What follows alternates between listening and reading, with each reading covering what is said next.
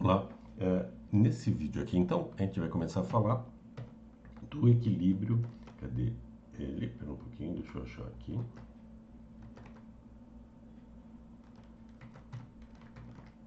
Isso, achei. Vamos falar sobre tratamento de água. A gente chama tratamento de água convencional ou tratamento de água primário, de abastecimento público. A gente tem outros tipos de tratamento, abastecimento público. A gente tem outros tipos de tratamento e outros tipos de abastecimento. A gente tem soluções alternativas, a gente tem abastecimento industrial, né? Por exemplo, o tratamento de água de abastecimento público, de água tratada, mas a gente tem água tratada para alimentar uma caldeira dentro de uma indústria e assim por diante, né? A gente, e as outras coisas que vem. Então, esse daqui é um desenhinho que eu peguei em algum canto que mostra bem a ideia geral. Né? O que é o tratamento? Você coleta a água numa uma captação, você põe uma bomba ali que vai bombear a água para dentro da estação. Você adiciona os reagentes para fazer o tratamento. O tratamento, basicamente, você quer tornar a água límpida e isenta de micro-organismos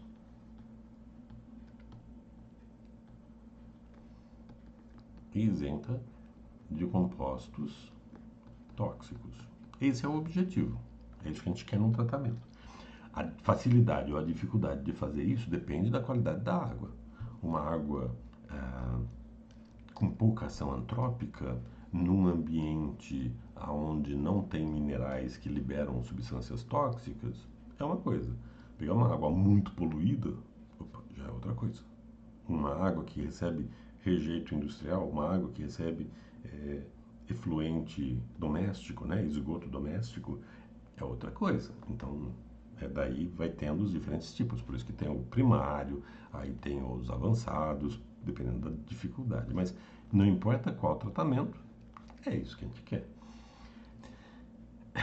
Essa questão de tornar límpida, ela tem muito uma questão, ela tem várias razões, né? Uma água límpida tem uma tendência a ser melhor realmente que uma água turva, porque uma água turva, às vezes é turva por causa de micro-organismo. Então, por isso que veio. Mas, principalmente, então dá essa sensação da gente que uma água límpida é mais límpida, é limpa. Não é necessariamente verdade. Mas isso ajuda bastante e o que a gente pensa influencia. Então, é isso. O segundo, diminui o micro-organismo. Então, aqui esses reagentes vão ser pensando nisso daqui. Né? A, a primeira etapa é adicionar alumínio, o íon alumínio. A principal maneira de adicionar o íon alumínio é o sulfato de alumínio, com o sal de sulfato de alumínio. Tem outras maneiras, mas esse é bastante comum. E também a gente precisa ajustar o pH do meio para poder trabalhar melhor. Né? Isso porque o alumínio ele pode ser visto como um ácido de Bronsted. Porque ó, eu tenho o alumínio, ele na verdade fica assim na água. Ele fica rodeado por moléculas de água, né, as águas de solvatação, só que mais do que isso, essa ligação é tão forte para os metais, com exceção do lítio, sódio e potássio, os alcalinos, né, os outros alcalinos também, mas isso daqui é muito forte. Né? Então, essa estrutura toda vai ser esse rapaz aqui. Quando eu falo alumínio aquoso, eu estou pensando nisso aqui. A gente chama de íon livre. E esse cara pode perder um próton. E aí ele fica 2 mais. Então, se ele perde o próton... Então, para não ter que representar todo esse monte de água aqui em volta, eu vou representar só esses daqui. Então, ó, mais a água que está ligado ao alumínio vai formar o AlOH, né, ó, Al, esses outros dois escondi, né, então só fica aparecendo esse. E a carga, 2 mais. Né? Então, voltando, ó, o que eu fiz aqui? tem as águas ligadas no íon livre, então o íon livre é tudo isso, tem carga 3+. Esse íon aqui pode perder um próton, por exemplo, dessa hidroxila. Agora, para representar, eu não vou representar todo mundo. Então, deixa eu trocar a cor aqui. Ó, aqui tinha o 2, então eu ia falar só desse daqui, ó. Eu só apresento esses dois, ó. O alumínio 3 e a água que vai perder o próton, mas que os dois estão ligados, propriamente dito. Se eu tentar escrever os dois juntos, fica tudo errado. Quimicamente, não faz sentido. Então, se eu tiro esse cara daqui agora, ó, então ele ficou, a gente só vê OH e a carga ficou ó, AL, OH, e o resto das moléculas de água, mais H+. Uma espécie que perde próton, então este cara aqui é uma base conjugada deste cara aqui, então ele é um ácido, já que ele pode perder o próton, né? E essa é a base conjugada, então a gente tem os dois e ácido. Então esse aqui tem um pKa, como é um sistema poliprótico, é um pKa1. Aí eu vou ter o Al2, o Al2+, e a gente vai formando todo mundo lá dentro. Eu vou escrever todo mundo só para lembrar.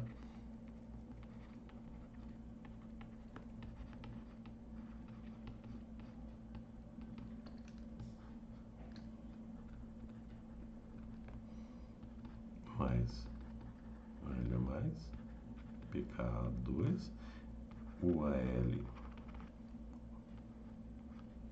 o H2+, pede um outro próton de outra água que está ligada, né? Está tirando esses prótons aqui em volta.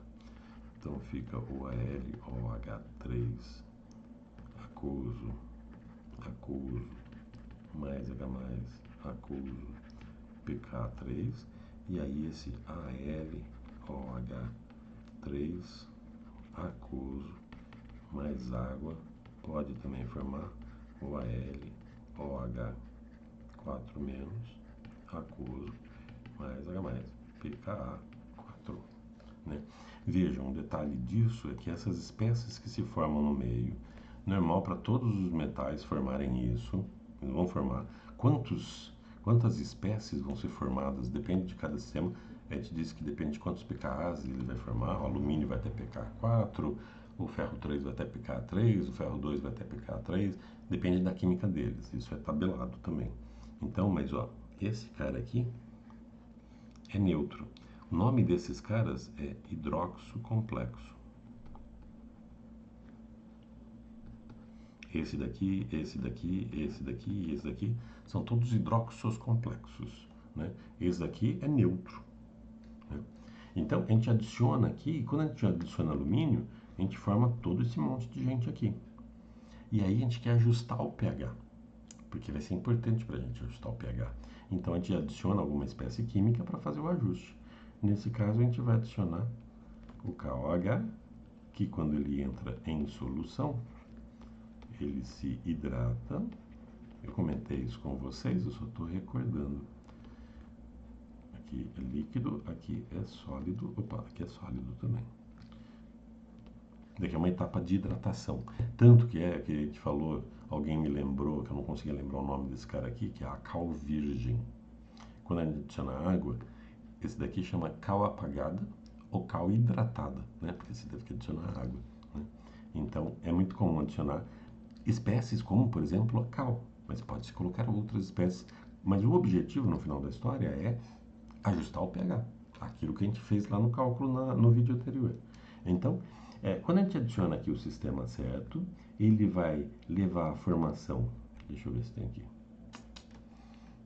Deixa eu colocar um slide aqui no meio do caminho para ficar mais fácil de eu rabiscar.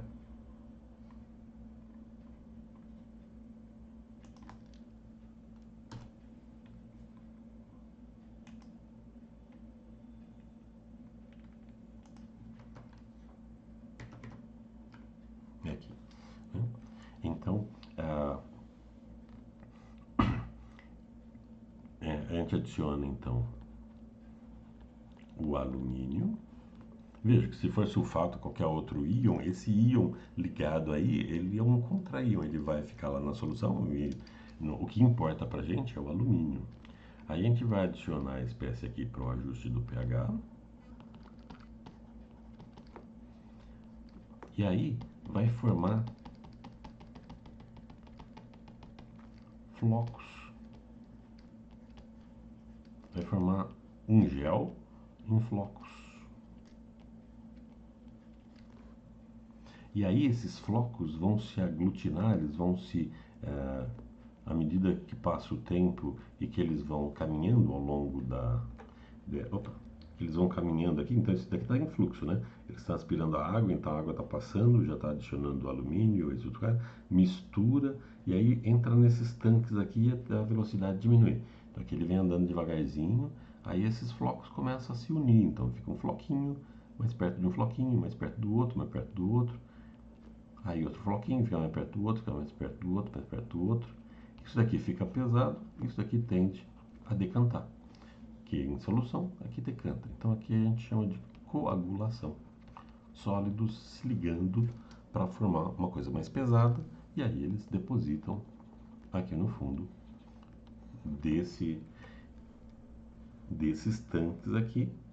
E aí o que se faz? Tirou todo mundo? Aí então você filtra para remover o resto de material que sobrou coagulado. Quando isso daqui coagula e ele vai cair, o que eu vou mostrar daqui a pouco, vamos ampliar um floquinho aqui. É uma coisa assim. E a sujeira, vamos chamar, sim, sujeira o que é pra gente? Algum polímero natural que exista lá dentro, alguma coisa assim, até alguns pedacinhos de terra, alguns materiais que vão ficar presos na superfície, ou até mesmo bactérias, até mesmo vírus, que é bem menorzinho, até mesmo um parasito, um flagelado aqui, eles podem ficar presos nesse gel ou na superfície externa ou na parte interna, absorvido ou adsorvido, né, na superfície da partícula, é adsorvido. Quando está lá dentro, é dentro, absorvido.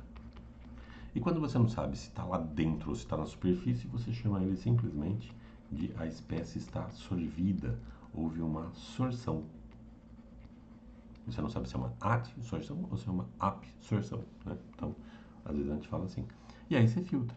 Então aqui a água já tem algumas características muito boas. Ela é límpida porque você remove a sujeira nos flocos que vão se ligar e formar um coágulo. E também vai até micro-organismos vão poder se ligar e ser removidos. Então, parte dos micro-organismos também são removidos. Ainda sobra micro-organismo, mesmo passando no filtro. Então, a água que agora é límpida, né, pode ainda ter uns micro-organismozinhos perdidos lá dentro que não tem quantidade suficiente para a gente ver uma turbidez, mas que estão lá pentelhando. Então, depois disso, a gente tem que adicionar um microbiocida para matar esses organismos. No Brasil e na maior parte do mundo, o principal microbiocida é o ácido hipocloroso.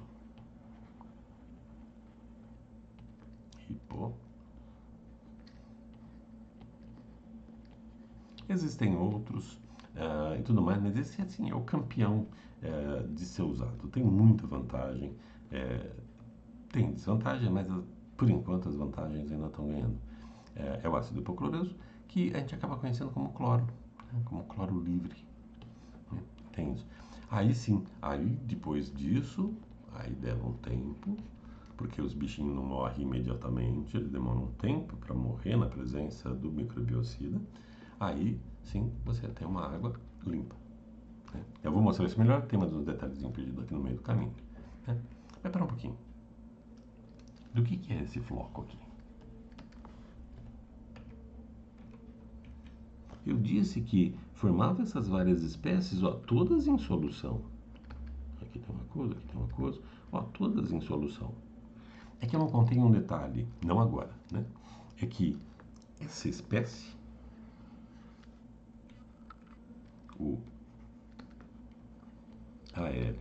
AlOH3 aquoso, a espécie neutra, é pouco solúvel. Todo hidroxo complexo neutro é pouco solúvel. Então, você pode saturar a solução e aí então você tem o hidróxido. Veja, o sólido é o hidróxido de alumínio. Aqui é o hidroxo complexo. São duas espécies químicas diferentes. Hidroxo complexo neutro. E esse é o hidróxido complexo de alumínio. Hidróxido complexo neutro de alumínio. Né? E esse é o neutro. Então aqui a gente tem um equilíbrio de solubilidade. Né? Aqui é uma solubilidade intrínseca. Então a gente forma isso. A gente quer ajustar o pH para que a quantidade de alumínio nessa forma aqui neutra aumente. Quando ela chega na saturação, ela precipita. Quando ela precipita, formam os floquinhos de gel, eles vão absorvendo, entre aspas, a sujeira, eles se coagulam, eles vão se grudando um no outro, porque é instável, e precipita. Você pega a água, filtra, sobra alguma coisinha que o microbiocida vai matar ali na frente. Então, é que nem a gente falou, para que a gente trata a água, né? Para eliminar micro-organismos, tornar a água mais límpida, né? E os produtos. A gente pode separar em íons inorgânicos tóxicos e compostos orgânicos tóxicos. Né? Pode ser íon também orgânico, né? É só uma tendência de falar. Muitas vezes a gente tem uma água tão limpa, já é límpida, né? Uma mina que a água sai limpinha ali, um rio, um córrego que a água sai limpa. Você olha para ela e fala, nossa, que coisa linda. Então ela tá boa de beber? Não. Pode estar cheia de micro-organismo. Pode ter a 200 metros para cima do córrego, pode ter uma vaca morta lá, assim, se decompondo e contaminando a água. Então, o que se faz? Se faz o que é chamado de tratamento simplificado.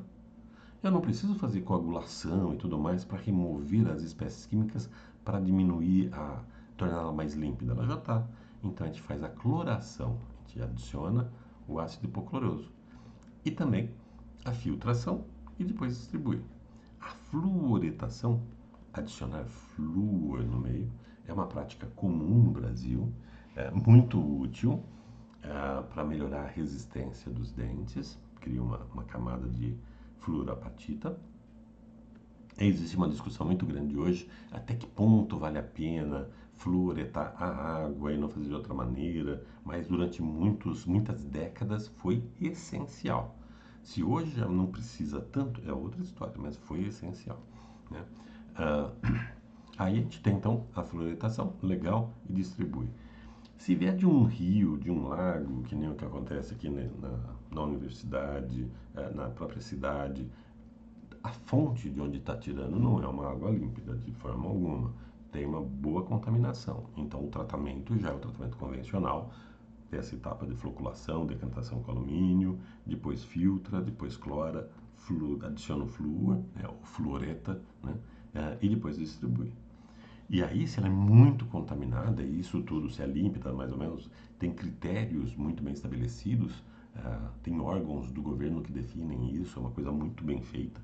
Né? Se ela é muito contaminada, então vai ter não só uma contaminação mais ou menos, tem micro-organismo, substâncias úmicas, que é uma coisa natural em águas, eu falo para vocês quem quer, alguns íons tóxicos, alguns compostos orgânicos ou resíduos domésticos dentro de um normal, vem para a fluoretação. Se ela está acima, tem contaminação demais, aí vão aparecer isso daqui que é espécies químicas tóxicas que são resistentes ao tratamento convencional. Mesmo quando você faz essa etapa aqui toda, você não consegue eliminar aquelas espécies químicas. Aí então você vem para o tratamento avançado, que aí depois que você limpa a água, você entra com um procedimento mais drástico para destruir essas espécies químicas. E aí tem vários tipos, não mais drástico do ponto de vista químico, né?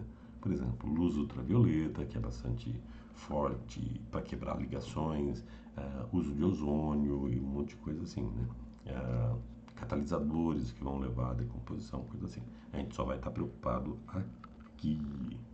Tem bastante pesquisa aqui na universidade sobre tratamentos avançados, né?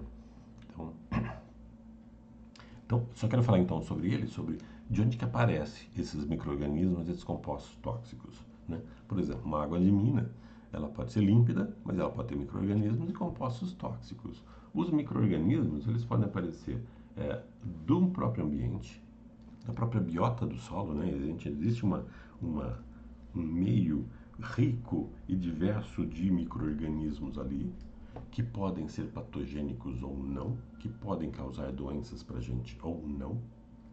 Isso é bem complicado. Quando a gente fala de animais, aí já começa a ser pior ainda, né?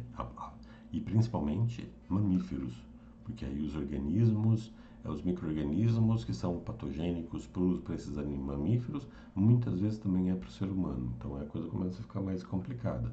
Então, aqui é mostrando, por exemplo, eu tenho um morro, né, uma região com desnível, onde eu tenho uma mina, água que brota ali daquele morro, ali daquela parede, né?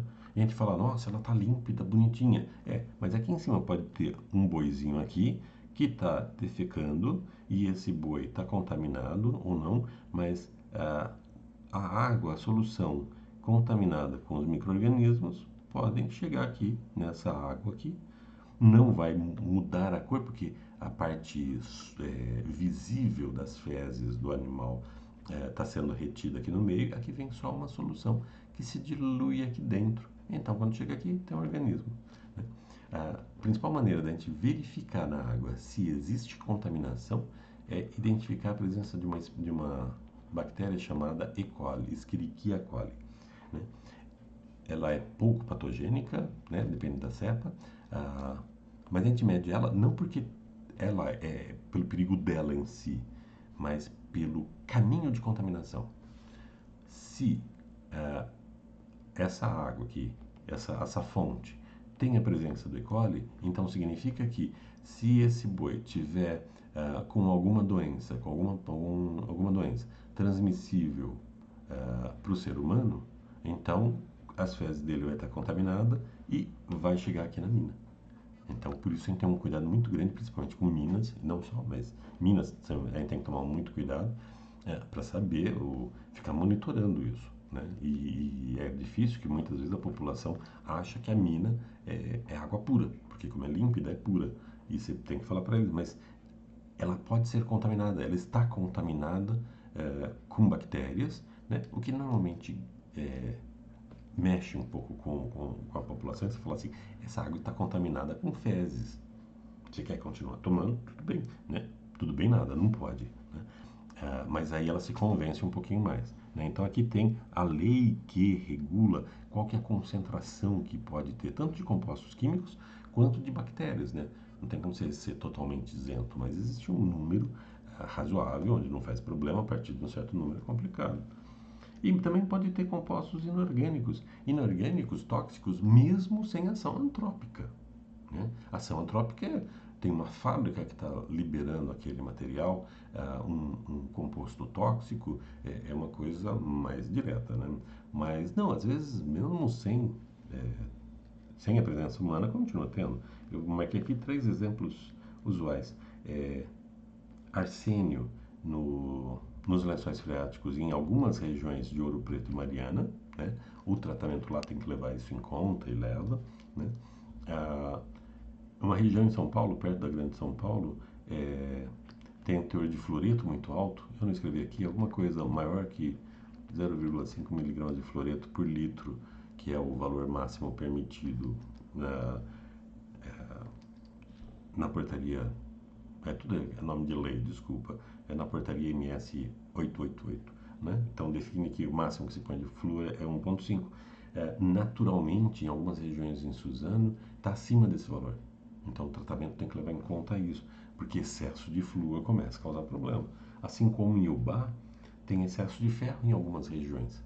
Né? E aí é super, do ponto de vista químico, bacana, mas a água sai do poço, né, poço artesiano, límpida. quando ela fica exposta ao ar, o ferro 2 que está lá deixando a água e está se mantendo limpo, é oxidado para ferro 3. O ferro 3 tem um pKa muito baixo, então é fácil ele formar os hidróxidos complexos neutros, que aí então formam o hidróxido de ferro 3, e aí sai uma água límpida. Daqui a pouquinho ela começa a ficar com cara de água de ferrugem, com ferrugem, né? Então, isso. E aí são tratamentos especiais para ser feito, né? A substância úmica que a gente fala, e que é o que dá aquela cor amarelada, cor de terra, vamos chamar assim, da água, normalmente são substâncias úmicas. É um material polimérico, bem desestruturado, com uma carinha dessa daqui assim. Isso daqui é só um exemplo, vão ter tipos mais variados possíveis. Esse daí depende de degradação de matéria orgânica, é produzido por bactérias, então depende de cada lugar. Então não se consegue, a gente não trabalha assim, esta é uma substância úmica, não. Esse é um padrão, ela tem um formato. E a gente pode ver aqui, do ponto de vista químico, ela tem várias regiões que fazem com que a gente tenha comportamento ácido-base, pode complexar metal, o metal pode ficar ligado aí, né? Essas nuvens pi aqui fazem com que moléculas orgânicas possam ficar absorvidas, né? Então, em vez dela ficar livre ali, elas ficam presas e isso gera consequências, né?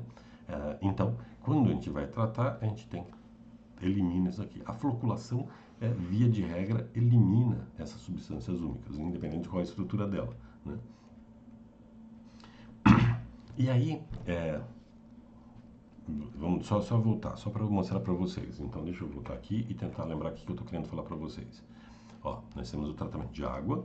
Pega a água que tá suja, tá com cara de terra, de barrenta, coisa assim. Ela é captada, passa aqui, recebe o alumínio, ou ajusta o pH, forma o floco coagula em partículas maiores e decanta.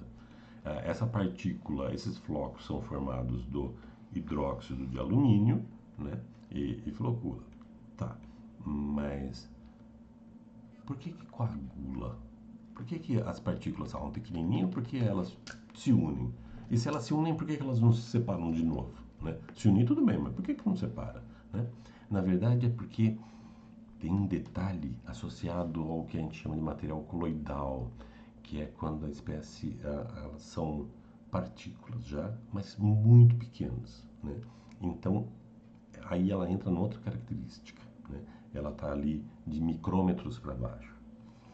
Quando você tem aqui, então isso aqui é um gel, por exemplo, de hidróxido de alumínio. Então imagina alumínio ligado ao H, ligado ao alumínio, ligado ao hidrogênio, que está ligado ao alumínio, que está ligado ao oxigênio, que está ligado ao oxigênio, que está ligado ao oxigênio, que está ligado ao alumínio, que está ligado ao alumínio, ao oxigênio, alumínio, oxigênio.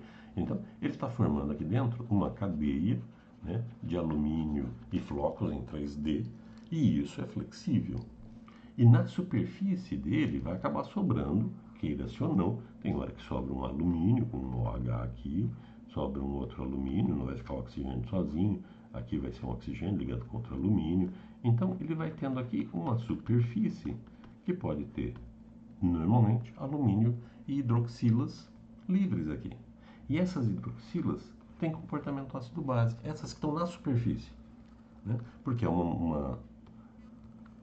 como fica sempre ligando alumínio, oxigênio, o oxigênio está sempre ligado a dois alumínios aqui no meio do caminho, então a gente não vê, e a hidroxila, o alumínio vai estar ligado aí a 4 oxigênios, e isso aí vai se mexendo aqui dentro. No final da história, quando chega aqui na superfície, não vai ficar oxigênio com uma ligação, né? Pode até formar eventualmente uma dupla aqui, mas também é muito comum ele ficar aqui exposto e formar OH. E essa superfície, só a superfície dele, num sólido, pode ter comportamento ácido-base de Bronsted. Então, significa que eu posso ter aqui, dependendo do pH, também cargas. Então, oxigênio perdendo algumas hidroxilas perdendo oxigênio, algumas não, né? E quanto de oxigênio perde o próton, quanto não perde, depende também do pH do meio. Mas esse é um detalhe. Então agora eu tenho uma partícula que tem carga elétrica ao redor dela. E essas cargas estão grudadas nela. Mas eu não posso ter o balanço de carga, a eletroneutralidade diz que você não consegue ter carga isolada sozinha flutuando por aí. Na solução, e daqui está na solução essa carga positiva. Isso aqui são cátions que se aproximam dessas cargas negativas. Só que não é uma coisa assim, eu tenho uma carga negativa aqui na superfície, eu tenho uma carga positiva aqui na superfície. Né? Seria assim, ó, se eu pegar só um trechinho aqui, estou olhando só um pedacinho ali, um pedacinho de nada. E aqui eu tenho 3 cargas negativas aqui na superfície. Então aqui é a superfície. Aqui na solução, então eu vou poder ter uma carga positiva e ela solvatada, né? E aqui um monte de água. Água, água, água, água. Então, os íons, eles vão estar próximos dele. Porque você pode se... deixa eu falar diferente. Aqui eles estão fixos. Eles até vão vibrar um pouquinho, mas são razoavelmente fixos. Aqui nós temos a água e temos a agitação térmica. Então aqui ele não fica parado, ele está se chacoalhando feito um doido. Então tem alguns que estão bem próximos da superfície e outros que estão se aproximando, sofrendo a atração, mas que estão sendo também afastados por causa da agitação térmica. Então a gente chama essa parte aqui da solução de dupla camada. Tem lá uma razão por que se chama dupla camada. E essa dupla camada tem uma camada difusa. Os íons não ficam certinho, organizadinho. Né? Então também tem uma parte da dupla camada, a gente diz que é a camada difusa. E isso daí gera para a partícula uma diferença de carga. Eu tenho um monte de carga na solução e na superfície. A solução, junto com essas partículas, tem que estar no total com carga zero. Como é a distribuição interna, é outra coisa. Então, essas partículas, como não tem exatamente uma partícula encostadinha na outra, a gente cria um campo elétrico diferente, que não se anula. Então, dependendo do pH, dependendo de como ficou o hidróxido de alumínio, a quantidade de carga que fica aqui em volta e a quantidade lá dentro varia. Então, essa distribuição de carga que tem aqui vai começar a ter assim. Eu tenho partículas com partículas em volta e tem uma carga líquida, né, da superfície, mas daquilo que se aproximou. E isso, dependendo de como for, se for muito grande de carga positiva ou de carga negativa, e do outro, isso significa que vai atrair mais ou vai atrair menos. Se uma partícula, pensa assim, essa partícula aqui tem muita carga negativa, mas muita mesmo, e pouca carga positiva. Essa daqui tem muita carga positiva e pouco negativa, então ele vai atrair muito. Se essa daqui também tiver, essa tem muita carga negativa, essa daqui também tem muita carga negativa e pouca positiva, elas vão se repelir. Se elas se repelem, mesmo não tendo a agitação térmica que faz elas se aproximar, mas as cargas negativas vão fazer com que uma não fique próxima da outra. Agora, se a quantidade de carga negativa for praticamente igual à de carga positiva, quase não vai ter diferença de carga. Então, quando tiver agitação térmica, as duas colidem uma com a outra, elas incorporam agora. Agora é um gel só. Não tem por que mais elas se separarem. Agora elas ficam juntas. Então, para a gente conseguir ter essa coagulação, né, a gente diz que é tirar a estabilidade da partícula, esse balanço de carga ao redor da partícula tem que ser bem definido. A gente precisa de cargas, a carga total, né, próximo de zero. E dá para medir. O fantástico da história é que a gente consegue medir a carga que tem, a carga líquida que tem a partícula, né, com esse material. Então existe um modelo chamado VLDO que ele estabelece isso. Se a gente tiver uma força de atração maior que a de repulsão, ou se a força de repulsão for muito fraca, né, mais fácil até a gente falar só em repulsão. Se a repulsão é muito grande, elas ficam instáveis, porque elas não conseguem se aglutinar. Se as forças de atração e de repulsão são praticamente iguais, ou a de atração é maior, né? Deixa eu fazer assim então. Aí elas conseguem coagular. E aí também tem essa. Tá vendo esse negocinho aqui? É, por exemplo, uma substância úmica. Porque essas cargas não estão assim, não é? Só tem carga. Tem região com carga, tem região sem carga. Então, às vezes, a partícula, essa substância única, pode grudar num pedaço, o outro pedaço fica livre. E isso altera a carga total. E com isso, facilita eles se aproximarem e decantar. Né? E vão se ligar na superfície, inclusive bactérias, vírus e fungos, porque bactérias também vão ter esse fenômeno de carga superficial, né? Tem se mede também, né? De acordo com o tipo de camada formada, de camada celular, parede celular, né? Membrana celular, a carga líquida vai poder ser um pouquinho maior, um pouquinho menor. E aí, então, eles vão alterar aqui, vão sofrer repulsão ou atração, vão coagular e precipitar. Então, veja, há uma química muito interessante e um cuidado bem fino em relação a esse aspecto físico-químico que a gente poderia chamar de de elétrico, né? Ou de eletrosmótico, né? De eletroforético do sistema. Né? O que a gente tem então? O alumínio como principal coagulante, o hidróxido de alumínio. A gente vai formar de alguma maneira o hidróxido de alumínio lá dentro. Né? Ele é eficiente, é barato e você compra o sólido, dissolve em solução e prepara ele lá. Né? As equações químicas eu apresentei lá atrás. Né? E aqui é só para falar do efeito Tyndall. Né? Aqui eu tenho uma fonte de luz. Né? Quando você tem partículas na solução, a luz pode ser espalhada por causa das partículas. Então aqui ó, você quase não vê espalhamento, né? Passa pela água límpida, você quase não vê nada, mas quando passa numa solução com muitas partículas, ó, você vê o feixe de luz. Você vê o feixe de luz porque a luz está batendo nas partículas e está chegando nos seus olhos, então por isso que tem. Isso é chamado efeito Tyndall, né? Tem uma razão histórica para isso, né? E é uma maneira da gente medir se a água está límpida. Você aplica uma luz e vê se a luz está refletindo. Né? Quando reflete, você tem o sistema. Né?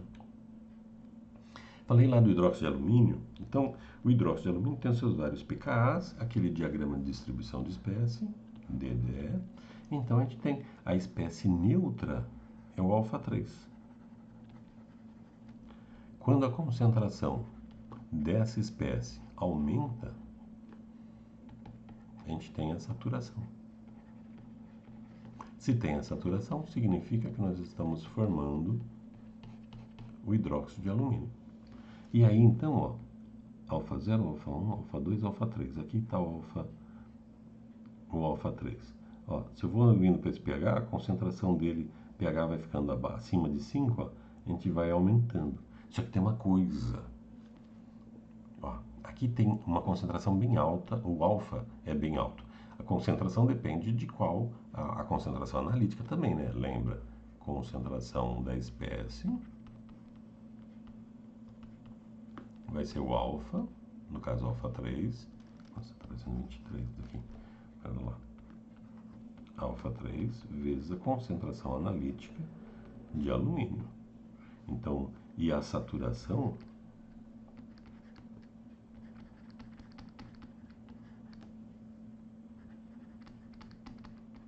é um valor constante. Então, quando esse número aqui atingir esse valor, satura.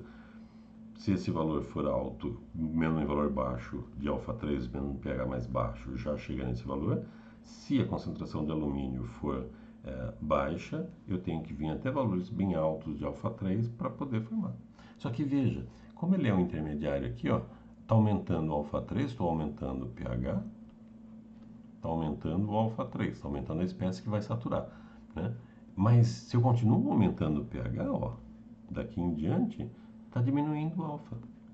Então significa que eu posso dissolver o hidróxido à medida que eu vou aumentando o pH. Então eu não posso simplesmente sair colocando base adoidado, base forte lá e legal. Não. Se eu coloco demais, começa a formar o hidróxido de hidróxido complexo de alumínio, 4 menos, e esse cara aqui é solúvel. Então, isso causa toxicidade, né? E aí a gente pode falar também, se a gente faz o cálculo de concentração, aqui é um gráfico de concentração do alumínio na solução saturada. E aqui está em escala logarítmica, né? Então aqui é 10 a menos 1, aqui é 10 a menos 2, aqui é 10 a menos 7, 10 a menos 8. E aqui o pH. Então, aqui está saturado. Qualquer lugar aqui está saturado. Aqui dentro está saturado. Se eu tiver no pH 6 e colocar uma concentração total de alumínio 10 a menos 3, vai precipitar. Vai precipitar até a concentração na solução diminuir para 10 a menos 7. Né? É assim que funciona isso. Então a gente vê assim, dependendo da concentração de alumínio, a gente forma precipitado mesmo em pHs baixos, mas se a gente vem aqui na região usual de trabalho, a gente vai ter a concentração de alumínio total em solução bem baixa, porque o resto precipitou tudo, né? Então aí a gente consegue, e veja que o quanto vai sobrar de alumínio na solução é bem pouco, né? 10 a menos 7, 10 a menos 6, tem algumas correções aí no meio do caminho, né? Então, isso é formação precipitado. Então, depende do pH e uma faixa de pH, e isso também depende de outras espécies para garantir essa carga da superfície, depende do pH e das espécies químicas dos cátions, por exemplo, que vão existir no meio, né? Então, tem um refino aí, uma etapa sutil no processo, né? Não é tão simples assim, né? Por isso a gente tem tratamentos muito bons, que nem o que ocorre na UFV, o tratamento é de uma qualidade espantosa. E tem outros lugares que não é tanto por causa da dificuldade de achar o lugar certinho, né? Quando a gente vai na outra parte, a cloração também tem a espécie. E na cloração a gente tem um negócio que se chama teoria pH partição. A gente pode ver quase como uma regra, né?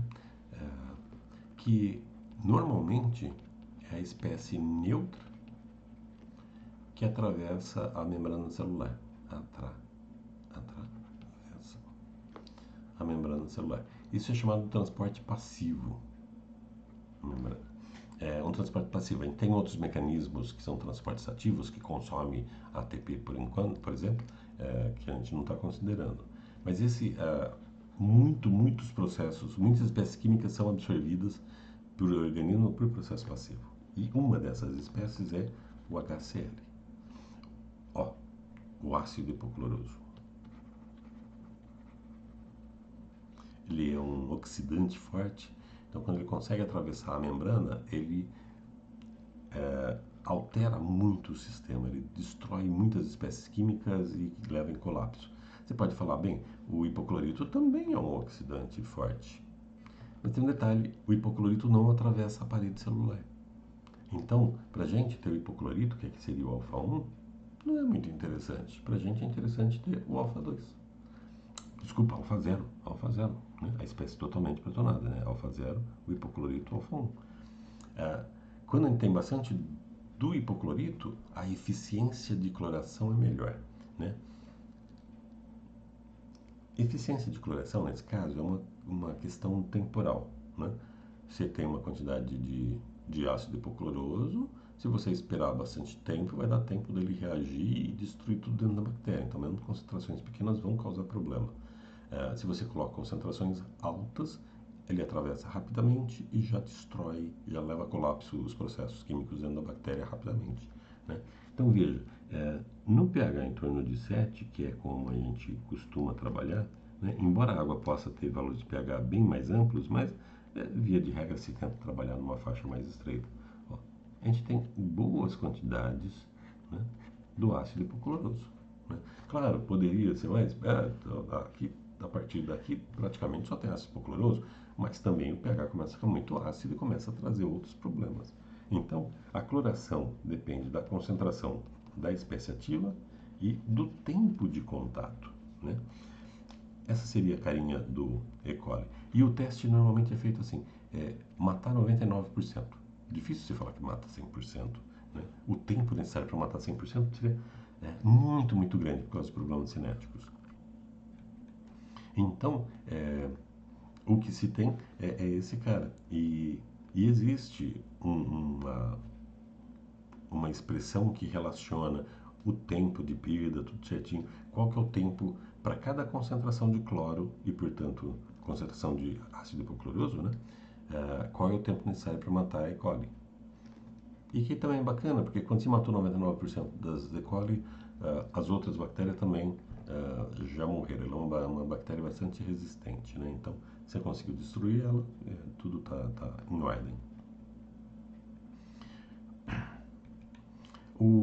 Rapidamente, a gente fala disso daqui e não dá para a gente falar muito, mas a gente tem o cloro ativo. O cloro ativo é a concentração analítica do hipoclorito ou do ácido hipocloroso, né?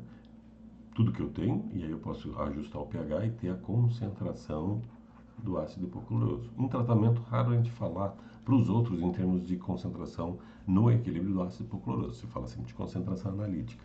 E tem o chamado cloro combinado, porque o cloro, o ácido hipocloroso, pode reagir com amônia e formar umas espécies químicas chamadas de cloramina. Essas cloraminas, elas têm ação bactericida, mas elas são voláteis. Elas demoram para agir muito mais do que o ácido hipocloroso, elas são voláteis e dão um cheiro de cloro. Sabe quando você fala assim, nossa, essa água está com cheiro de cloro? Não, é cheiro de cloraminas. A monocloramina, a dicloramina ou a tricloramina. Essas espécies aqui, e aí tem uma maneira para eliminar essas espécies no meio com tratamento, né? E assim por diante. Dependendo da aplicação, essa quantidade pode ser maior, pode ser menor.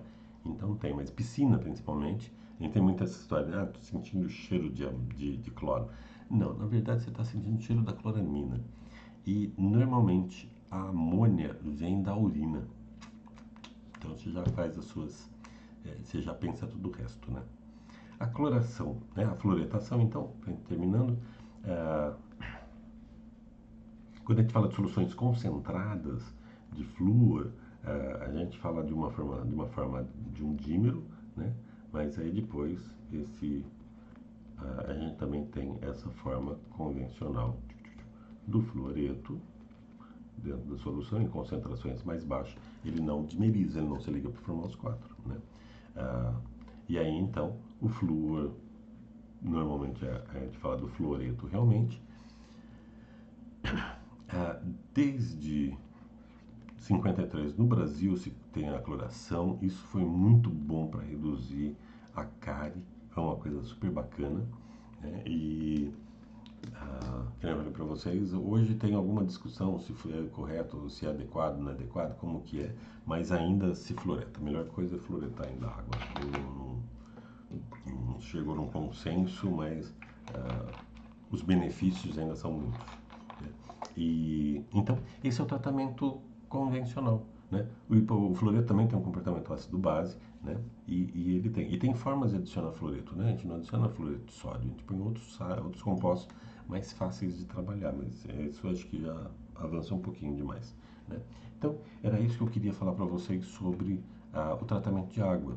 Vejam que é muito bonito, eu acho de uma beleza incrível e tem muitos conceitos químicos por trás, muitos conceitos químicos razoavelmente fáceis de entender, né? Às vezes, do jeito que eu falei, pode parecer uma coisa muito enrolada, mas espero que você compreenda que é algo possível, é feito, né? E entender bem o que está acontecendo facilita para você orientar para que o tratamento seja também bem feito, né?